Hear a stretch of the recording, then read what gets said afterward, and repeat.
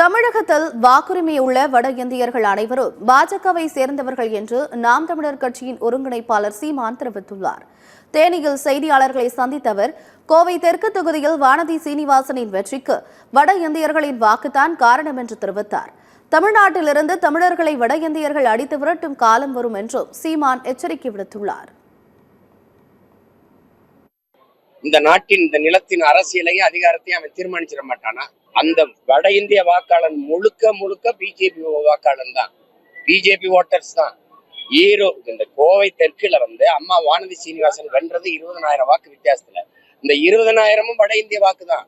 வட இந்தியாவில் இருக்கிற பிஜேபியினுடைய பெரிய தலைவர்களா அங்க வாக்கு சேகரிச்சது உங்களுக்கு தெரியும். அப்படித்தானே வரும். ஒரே நாடு ஒரே ரேஷன் கார்டுங்கிறத திட்டமே அதுக்கு தான் அவங்க கொண்டு வந்தாங்க.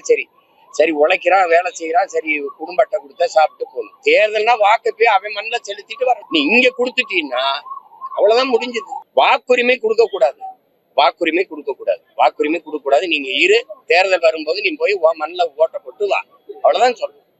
நீங்க மொத்தமா இந்த 15 ஆண்டுகள் பிஜேபி அரியணைக்கு ஆட்சிக்கு வந்ததுல இருந்து மொத்தமா சார இறக்குங்க. அவ்வளவுதான். இந்த ஒரு நிலத்தையும் விட்டுட்டு ஈழத்துல அடிச்சு எங்களை விரட்டினா, அண்டி ஒண்டி பிழைக்க வந்த சிங்கள நாடை தனதாக்கி கொள்ள எங்களை அடிச்சு விரட்டினா, நாங்க அகதியா வந்தாலும் நிக்க ஒரு இடம் இருந்துச்சு.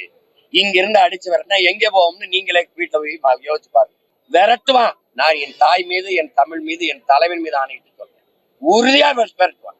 நீ எங்கேயும் போக முடியாது, சாவதை தவிர உனக்கு வழிவிடு. அடிச்சு விரட்டுவான். நிலமற்ற அடிமையாகி, அனாதையாகி, அகதியாகி நாடோடியா திரிவான். இந்நிலையில் சீமான் தலைமையில் இன்று மேற்கு தொடர்ச்சி மலைப்பகுதியில் கால்நடை மேய்க்கும் போராட்டம் நடைபெறவுள்ளது. தேனி மாவட்டத்தில் தடையை மீறி மலையேறி மாடு மேய்க்கும் போராட்டம் நடைபெறும் என அறிவிக்கப்பட்டுள்ளது.